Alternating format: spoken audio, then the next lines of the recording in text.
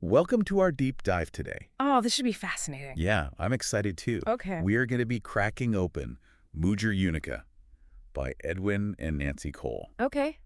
This book dives into what it means to be a woman, specifically from a Christian perspective. I see.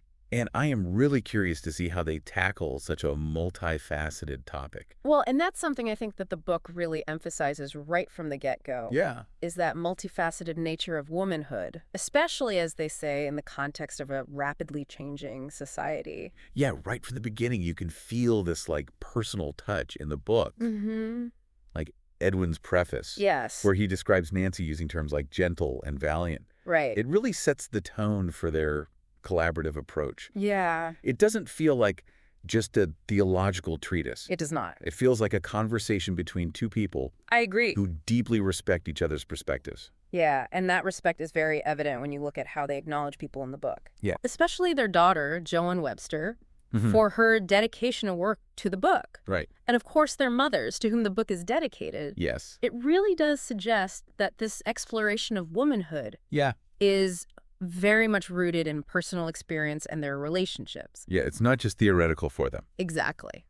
I did notice, though, that some of these ideas in Mujer, Única are also found in Edwin's other books, like Comunicación, Sexo y Dinero.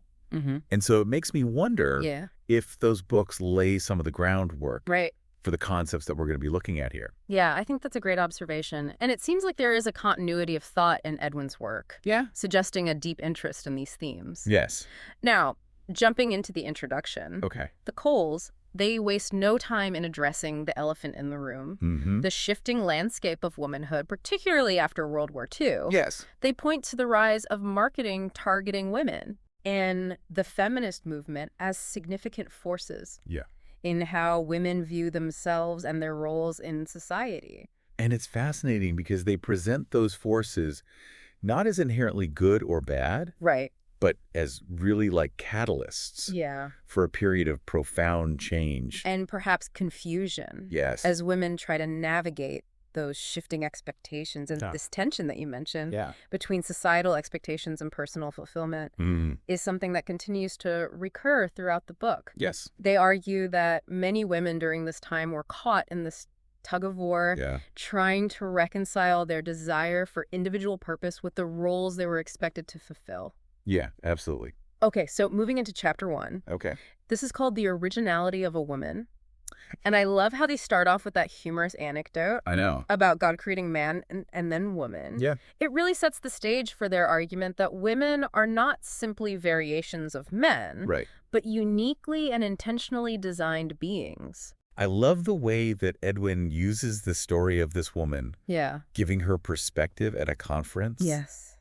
It adds a touch of humor and relatability. Right. To such a theological concept. Yeah, and what really struck me is that contrast that they draw by then bringing up the statistics on violence against women. It is a stark contrast. It really is. Like after this humorous anecdote to then bring that in. Right, because they're celebrating the unique beauty of womanhood. Yes. But they also don't shy away from acknowledging the harsh realities that women face. It's like they're saying, look, there's this incredible potential and inherent value in womanhood. But there are also forces in the world that seek to diminish and harm women. Yes. And that juxtaposition is so powerful. It really is. And then they share that anecdote about the couple in the car. Oh, yes. Further illustrating, I think, those complexities of male-female dynamics. Yeah. Where you have the woman yearning for connection. Right. And the man is just kind of lost in thought. It highlights so perfectly those different priorities and communication styles that often lead to those misunderstandings in relationships. It's such a simple story, but it encapsulates so much. It does. About the way that men and women approach relationships so differently. You can almost feel that woman's frustration in that moment. I know. So speaking of frustration, the Coles then turn their attention to the church. Right. And they argue that traditional expectations have sometimes undervalued women. Right. Leading to those feelings of being overlooked or unappreciated. When Edwin suggests that pastors pay their wives, even symbolically, for their work in the church. It's a bold statement. I know it's bold. I see what he's trying to do there in terms of recognizing a wife's contribution. Right.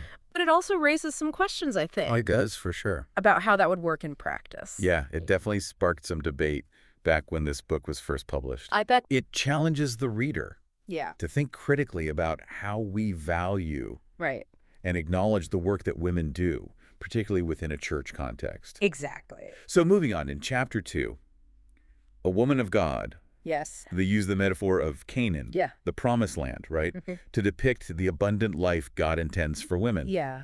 It's a beautiful image. It is. But they also identify 5 sins that can prevent women from reaching that promised land. Right. Lust, fornication, idolatry, murmuring, and rebellion. What I thought was really interesting is how Edwin connected pollution with the lust of the eyes. Yes, that's a good one. It was a very intriguing way of linking a tangible environmental issue to a spiritual concept. It really suggests that our spiritual well-being can be affected by external factors. By the things that we allow into our minds and hearts. Absolutely. And then Nancy, she gets very personal. She does. She shares her own struggles with a crisis of identity. As she navigated these different roles within the church. It really humanizes her. It does. And makes her message even more relatable. It really is a good reminder that even those who seem to have it all together, who are writing books on these very topics, still grapple with those feelings of inadequacy and the pressure to fit in to this mold. Ultimately, the chapter encourages women to find their true identity in Christ, free from the constraints of those external pressures and expectations. Okay, so now we're moving on to chapter 3. All right. Take advantage of the opportunity. Yeah. And I love this chapter because they bring in the biblical figure of Abigail. Yes, such a great example. And they use her story as an example of a woman who seizes an opportunity to act wisely and courageously, even when it meant going against her husband's wishes. Yeah, it's amazing how Abigail, her actions averted potential disaster. Showcase the power of a woman's discernment and decisive action. Totally. It challenges the idea that women should be passive or submissive in difficult situations. But then it makes me wonder, how do we balance that courage with the concept of submission that they're going to address later in the book? That's a really great point. I know. It seems like there could be some tension there. There could be, But I think it'll be interesting to see I agree. how they reconcile those seemingly conflicting ideas. All right, so chapter 4, submission. Okay. Is probably one of the most controversial topics in the book. I think so, yeah. Submission is a word that carries a lot of baggage, you know? And some readers might immediately bristle at the concept. For sure. However, the Coles present it as God's plan for restoration, not oppression.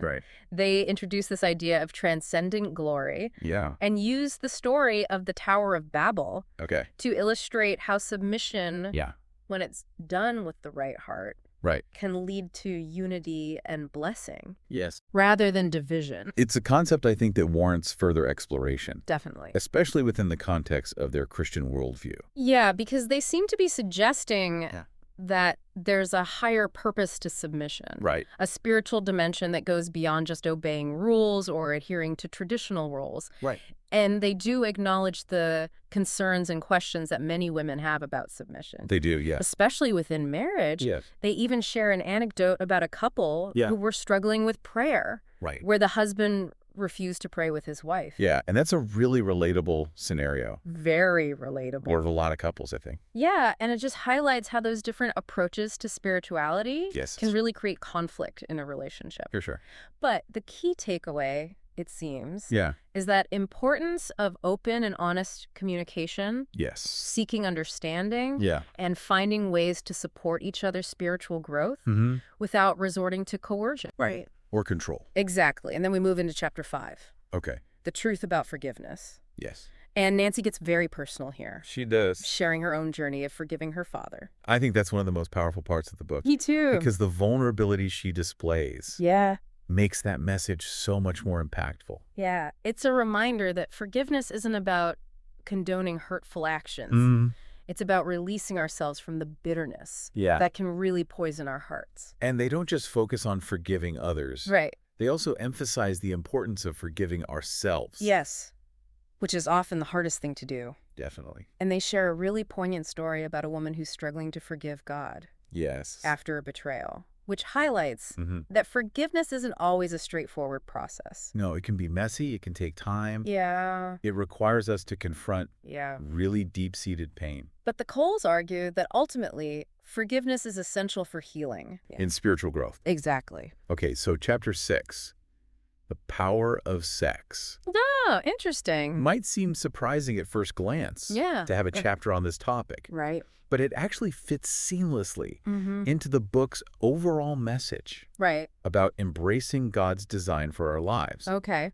They present a view of sexuality that is rooted in the belief that sex is a gift from God, meant to be enjoyed within the context of marriage. I see. And they contrast that with what's surrounding us. Yes, the hypersexualized culture that can distort our understanding of intimacy and lead to harmful behaviors. So they're kind of setting up a dichotomy there between those two views. Exactly. And then they share a story of a woman struggling with sexual dissatisfaction in her marriage. Yes. Which brings this discussion back down to a real level. Yes, exactly. Reminding us that these aren't just abstract theological concepts. It has a real implication, Rick. Yes. For our relationships and our well-being. Okay, so chapter 7. Right. The myths of marriage. It's a reality check, I think. It is, yeah. For anyone who enters into marriage with unrealistic expectations. One of the biggest myths I think they debunk is this idea that you can change your partner after marriage. Right. They encourage readers to enter into marriage with their eyes wide open, recognizing that both partners come with their own strengths and weaknesses. Yes, absolutely. And that real love involves accepting those imperfections rather than trying to mold someone into who we think they should be. And I think that's a really powerful message, especially because we live in a culture that often promotes those unrealistic expectations for relationships. Right. And the Coles remind us that marriage is really a journey of growth and discovery, not a fairy tale ending. Exactly. They also address, though, the changing social landscape and how it's impacting family dynamics. Yeah, the rise of working women, single mothers, even the prevalence of premarital sex are all acknowledged. They don't shy away from these things. They don't, even though they do contrast them with what they view as the biblical ideal. Right. It's refreshing that they don't shy away from those realities. Yeah, they're willing to engage with the complexities of modern life without compromising their core beliefs. Okay, and then chapter 8, the crisis of fusion. Okay.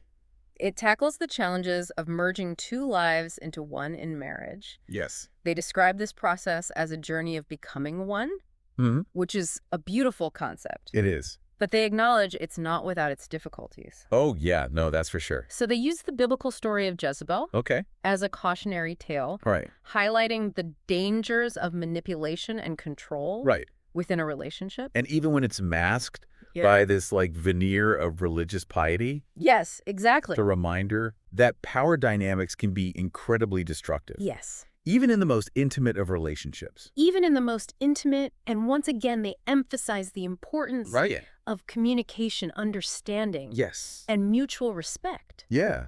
As those foundational elements for a healthy and lasting marriage. Right. It's not about one person dominating or controlling the other. Right. It's about creating a partnership. Exactly. Where both individuals can thrive and grow. All right. Chapter 9, help or hindrance. Right. They explore that fine line between supporting your spouse and trying to control them.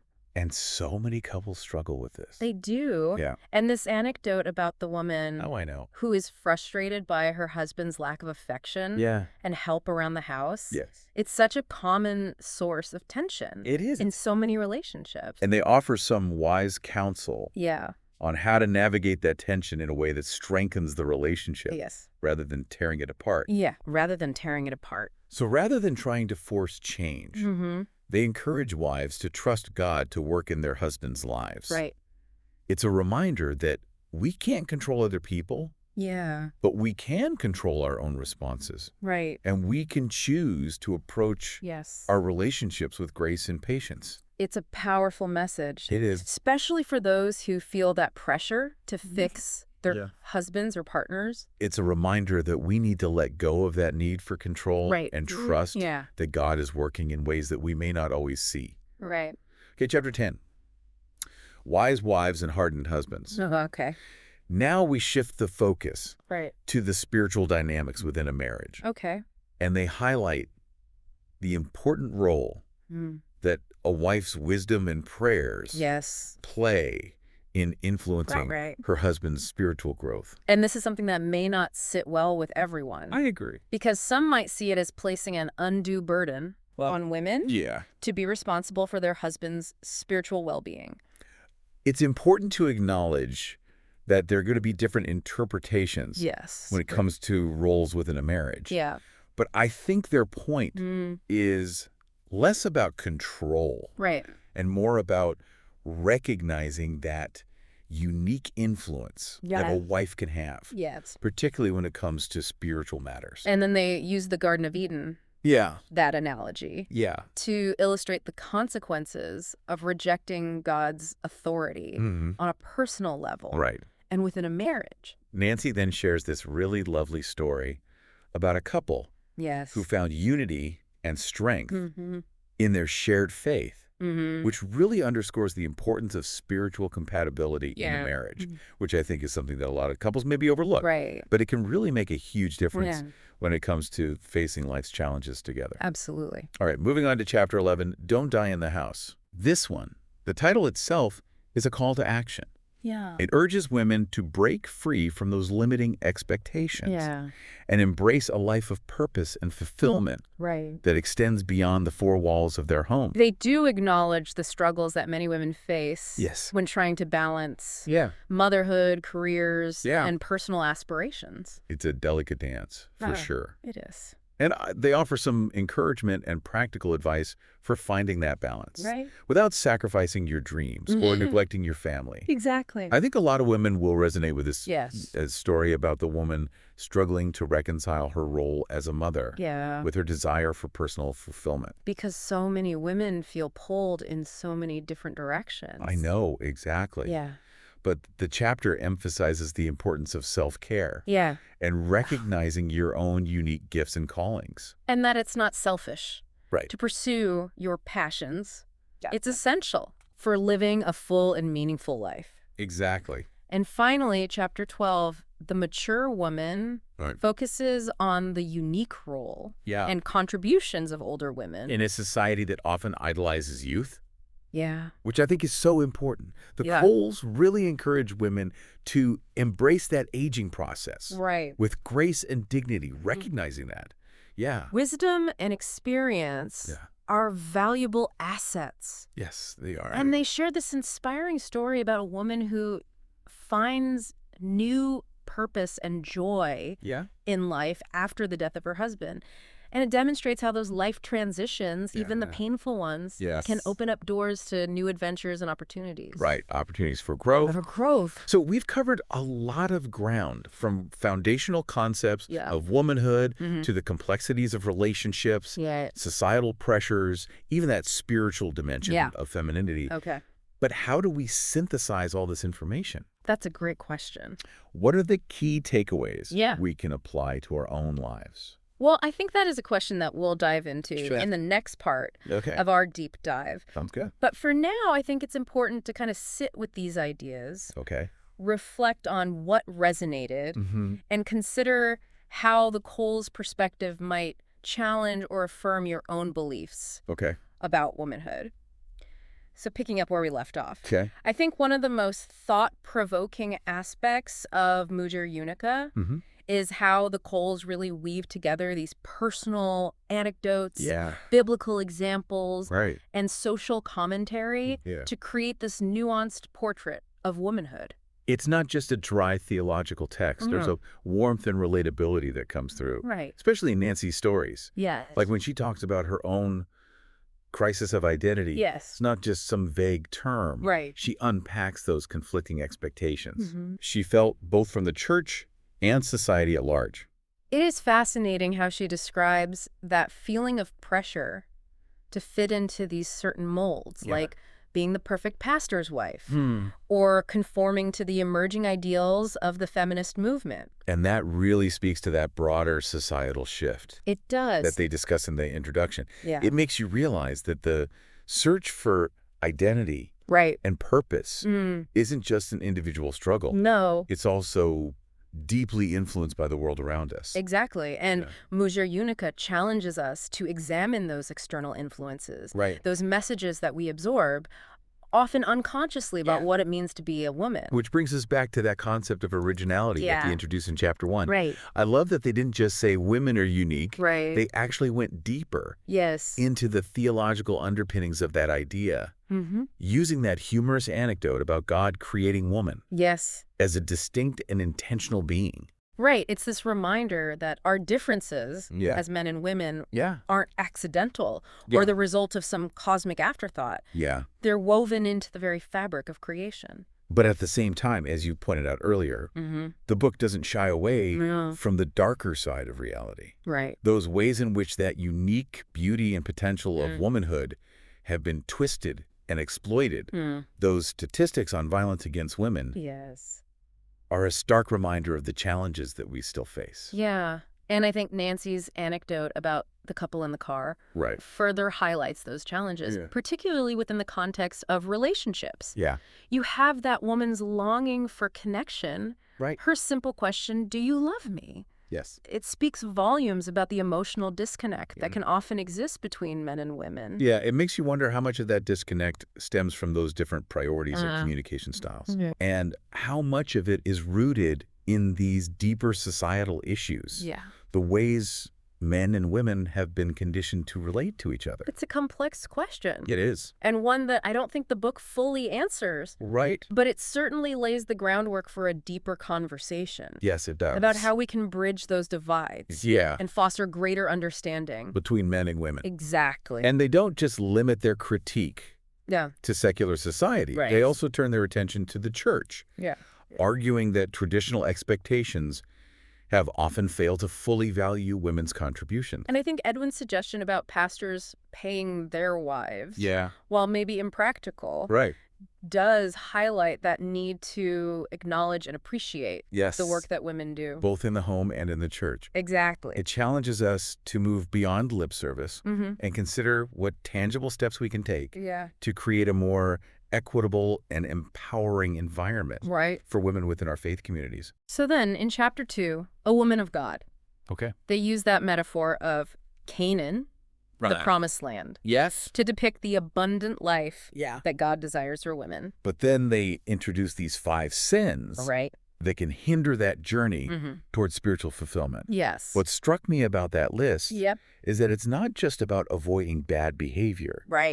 It also addresses those internal struggles, like murmuring and rebellion, which speaks to the importance of cultivating a right heart attitude. A willingness to surrender to God's will, even when it's difficult. Absolutely. And I thought Edwin's connection between pollution and the lust of the eyes was interesting. It suggests that what we consume, whether it's visual media, material possessions, or even negative thoughts, can actually pollute our souls and hinder our spiritual growth. It's a powerful reminder to be mindful of what we allow into our minds and hearts. To guard against those influences that might lead us astray from God's path. And then Nancy's personal story about her crisis of identity adds a layer of authenticity to this chapter. It does. It's not just theoretical. She's lived through those struggles. She has. Those feelings of inadequacy and the pressure to conform. It makes the message so much more relatable.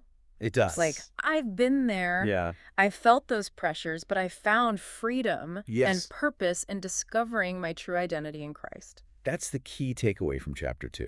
It's not about achieving some external standard of perfection.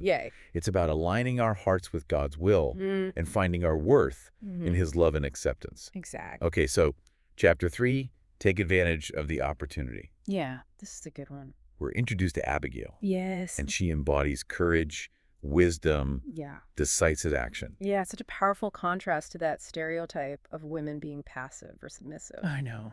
She defied her husband. Yes. Risked her own safety and saved lives. Yes. Through her quick thinking and diplomacy. It really is an incredible example. It is. Of a woman stepping into her God-given authority. Right. And using her influence for good.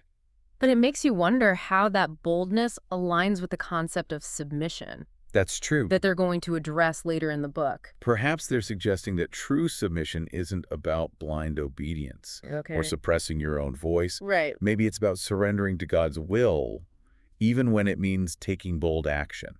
Okay. Challenging the status quo. That's an interesting perspective. Yeah. So it suggests there's room for both strength and surrender, for speaking truth to power while also submitting to a higher authority. Right. But let's see how they unpack this concept of submission in Chapter 4. Submission. Yeah. This is where it might get a little controversial. Yeah, I think so. I mean, submission is a loaded term. It is. And some readers might immediately bristle at that idea. Yeah. Especially in today's world. Yeah, where we emphasize individual autonomy and equality. And the Coles don't sugarcoat it. No, they don't. They present submission as God's design for order and harmony. Right. Not just within marriage, but within all of creation. And they use the Tower of Babel. Yes. As an illustration of how rejecting God's authority leads to chaos and division. Right. They introduce this concept of transcendent glory. Yeah. Suggesting that submission, when done with the right heart, actually elevates us. Right. Brings us into alignment with God's purpose. Yeah. And leads to a greater good. But how does that translate to real life? Yeah. To the day-to-day dynamics of a relationship? I know. It's tricky. It is. And they do acknowledge those challenges. They do. The potential for misunderstanding and abuse. Yes. Particularly within a marriage. And then they share the anecdote about the husband who refuses to pray with his wife. Right. Highlighting how different interpretations of submission can lead to conflict and that spiritual disconnect. Exactly. So communication and mutual respect are essential here. They are. Submission shouldn't be used as a weapon to control or manipulate your partner. Right. It should be a path towards deeper intimacy and spiritual unity. I think their perspective on submission really challenges us to think beyond our modern assumptions. It does. About power and control. Yeah. They're inviting us to consider a different model. Right. One that's rooted in humility, surrender.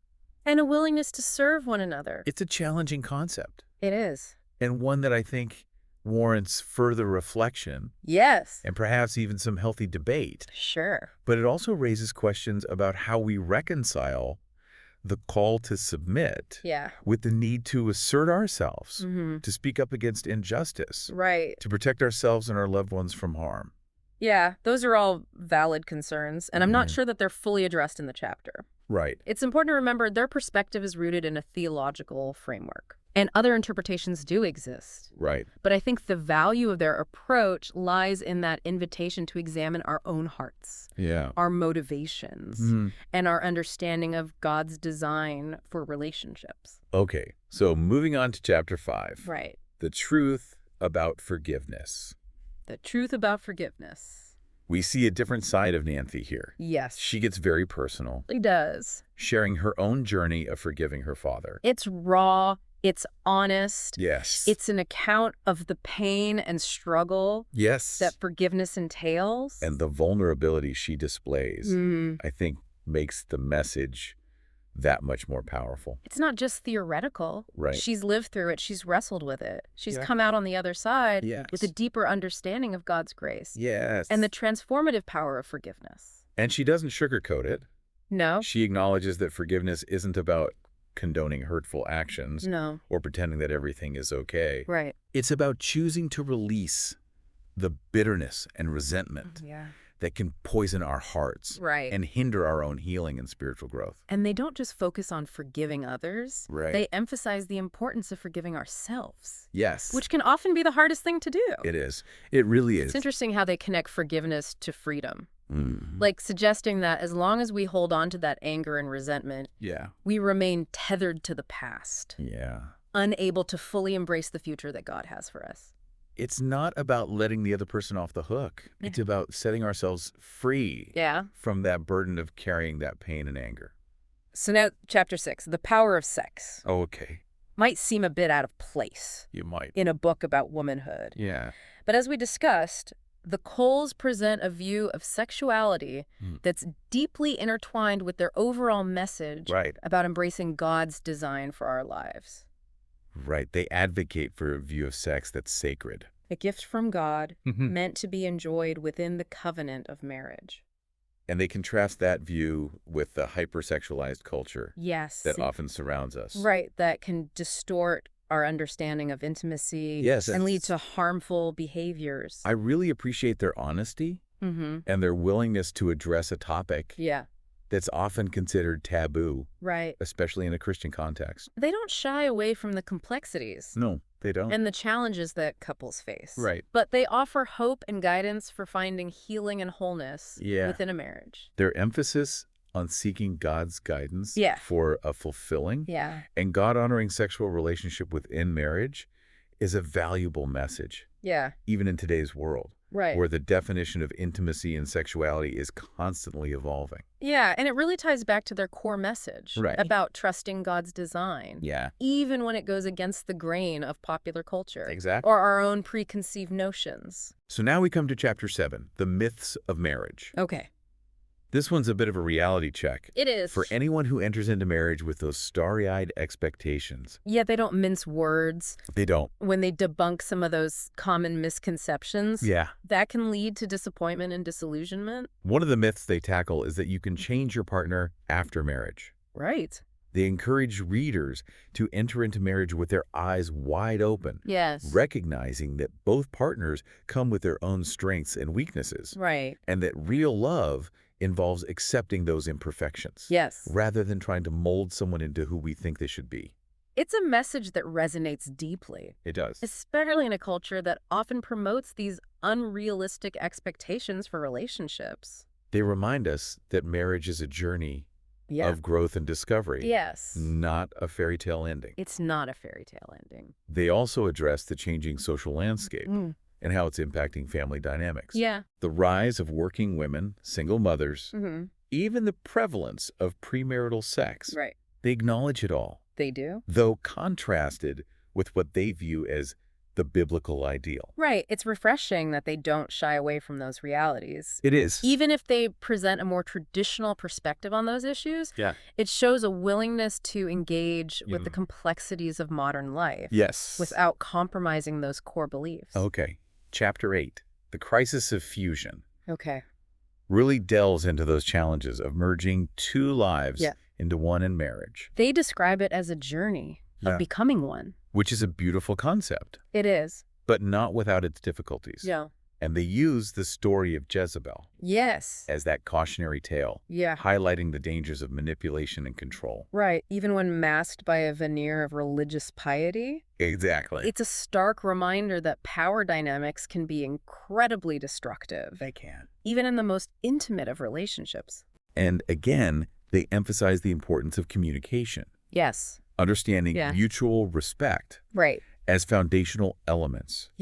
For building a healthy and lasting marriage. It's not about one person dominating or controlling the other. It's about creating a partnership. Exactly. Where both individuals can thrive and grow.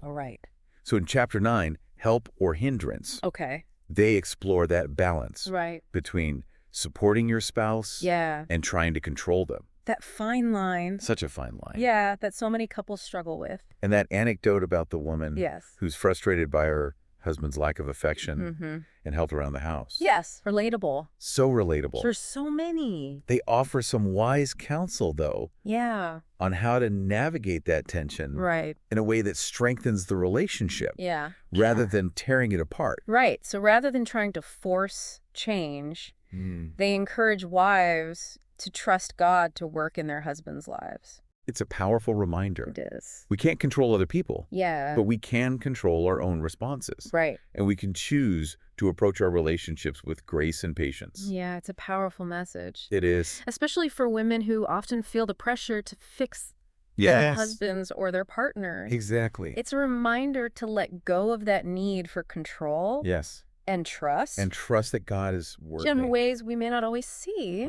Okay, chapter 10, Wise Wives and Hardened Husbands. Wise wives and hardened husbands. Shifting the focus to the spiritual dynamics within a marriage. Yeah. They highlight the important role Yeah. that a wife's wisdom and prayers play in influencing her husband's spiritual growth. And this is a perspective that might not sit well with everyone. Right. I agree. Some might see it as placing undue burden on women to be responsible for their husband's spiritual well-being. Yeah, but I think their point is less about control. Right. And more about recognizing the unique influence their wife can have. I agree. Particularly when it comes to spiritual matters. And then they use the analogy of the Garden of Eden to illustrate those consequences of rejecting God's authority, both on a personal level and within a marriage. And then Nancy shares a story about a couple who found unity and strength in their shared faith. Beautiful. Which underscores that importance of spiritual compatibility in a marriage. Yeah. And I think that's something that many couples overlook. Yeah, they do. But can make such a huge difference. It can. When it comes to navigating life's challenges together. Absolutely. All right, moving on to chapter 11. Don't die in the house. Don't die in the house. The title itself is a call to action. Yeah. It urges women to break free from those limiting expectations and embrace a life of purpose and fulfillment that extends beyond the four walls of their homes. They acknowledge those struggles that many women face. Trying to balance motherhood, careers, personal aspirations. It's a delicate dance. It is. It really is. They offer encouragement practical advice for finding that balance without sacrificing your dreams or neglecting your family. Yeah, I think a lot of people will resonate with the story of the woman struggling to reconcile her role as a mother with her desire for personal fulfillment. It's a common dilemma. It is. Yeah, feeling pulled in so many different directions. The chapter emphasizes the importance of self-care and recognizing your own unique gifts and callings. Yes. It's not selfish to pursue your passions. It's not. It's essential for living a full and meaningful life. Exactly. Okay, and finally, chapter 12, the mature woman celebrates the unique role and contributions of older women. In a society that often idolizes youth, they encourage women to embrace the aging process with grace and dignity, recognizing that wisdom and experience are valuable assets. And they share a really inspiring story about a woman who finds new purpose and joy in life after the death of her husband. Yeah, it really demonstrates how life's transitions, even the painful ones, can open doors to new adventures and opportunities. Opportunities for growth. So Mujer Única covers a lot of ground. It does. From identity and purpose to relationships, societal pressures, even the spiritual dimension of femininity. But what does it all mean for you, the listener? That's the question. How can we take these concepts and apply them to our own lives in a meaningful way? Well, that is the question that we are going to delve into in the next part of our deep dive. We're going to explore those key takeaways from Mujer Única, discuss its potential impact, and consider how its message might resonate with women of different backgrounds and beliefs. That sounds great. We've really journeyed through Mujer Única, haven't we? We have. Unpacking this blend of personal stories, biblical interpretations, social observations. I'm curious, what lingers for you now that we've reached the end? Well, I think that the book has this persistent tug of war, between acknowledging the very real challenges women face and then urging them toward a very specific vision of fulfillment that's rooted in their faith. I think that tension is what makes it so thought-provoking. Yeah, it's not this simplistic, just be happy and submissive and everything will be fine message. No, absolutely not. They acknowledge the statistics on violence. That subtle emotional disconnect in Nancy's anecdote. Even the frustration women can feel within the church. They don't shy away from that. But then there's this consistent thread of urging women to find their true identity and purpose within that framework of their relationship with God. It's almost like they're saying, yes, the world is flawed, but don't let that define you. There's a greater reality, a higher calling that can bring genuine fulfillment. And I think that's where their concept of submission comes into play. Yes. It's definitely the most debated aspect of the book. Yeah, for sure. And we've gone back and forth. Yes, we have. On how it might be interpreted. It's definitely not blind obedience. Right. I mean, that really wouldn't align with their emphasis on wisdom and discernment. Right. Even courageous action like we saw with Abigail. So maybe it's more about surrendering to a bigger picture. Mm-hmm. A divine plan. Yeah. Even when it requires us to challenge norms. Right. Or make those really difficult choices. Like Nancy forgiving her father. Yes. That was an act of immense strength and will. Right. But within that framework of faith. And that's, I think, where their view diverges from a purely secular feminist perspective. I think so, too. Well, both value a woman's agency and potential. Yeah. The Coles add this layer of spiritual grounding, suggesting that true fulfillment comes from aligning ourselves with God's will. And I think that could be liberating for some, Yeah, but feel restrictive for others. Right, and I think that's the beauty of a deep dive like this. Yeah. It sparks those internal questions, those moments where you think, I agree with this, but I'm pushing back on that. Exactly. Even if a listener disagrees with their theological framework, I think there are still valuable takeaways here. Oh, for sure. Like the emphasis on open communication within marriage. Yeah. Choosing forgiveness. Recognizing that older women possess this unique wisdom. Right. Those are things that can resonate really broadly. I know. Even that idea about paying pastors' wives. I know. While maybe not logistically feasible. Yeah. It does make you think about how we value women's work. It does. Often unseen and unpaid. Yeah. Within those faith communities. It's definitely a conversation starter. It is. And I really appreciate that the book doesn't shy away from acknowledging those changing roles of women in society. The Coles may hold traditional views on marriage and sexuality. Right. But they recognize that women are increasingly working outside the home. Yes. Navigating single motherhood. Right. Grappling with a culture that bombards them with conflicting messages. Right. About what it means to be female. Exactly. So as we wrap up, okay, it feels like Mujer única isn't offering a neat and tidy answer to the question of what is a woman. Right. It's more like a tapestry. I like that. Weaving together faith, personal experience, social observation, even a bit of controversy to create a multifaceted portrait of womanhood. Exactly. And the listener is left with these threads to pull ideas to ponder. Yeah. And maybe even a renewed sense of their own unique potential. Right. Regardless of where they fall on the spectrum of belief or experience. I agree. Well, thank you for joining us on this deep dive. Of course. Into Mujer única. My pleasure. We hope it sparked your curiosity. Yeah. Giving you some food for thought. I hope so. As you continue your own journey. Yeah. Of discovering what it means to be a woman. Absolutely. In all its complexity and beauty. Yes.